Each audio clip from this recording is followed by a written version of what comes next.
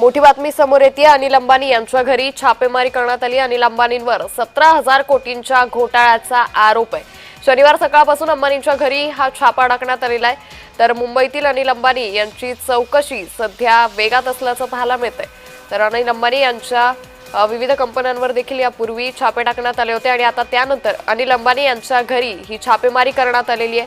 17,000 कोटींच्या घोटाळ्याचा अनिल अंबानी यांच्यावरती हा आरोप आहे। तर आज सकाळपासूनच अंबानींच्या घरी ही छापेमारी सुरू आहे। तर अनिल अंबानी यांची चौकशी वेगात असल्याची माहिती समोर येते।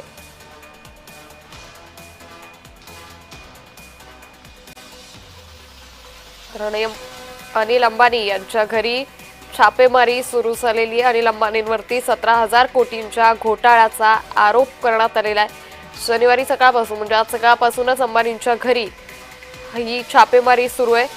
तर मुंबईतील अनिल अंबानी यांच्या घरावर ही छापेमारीची चौकशी सध्या आणखीनच वेगात असल्याचं समोर येत आहे।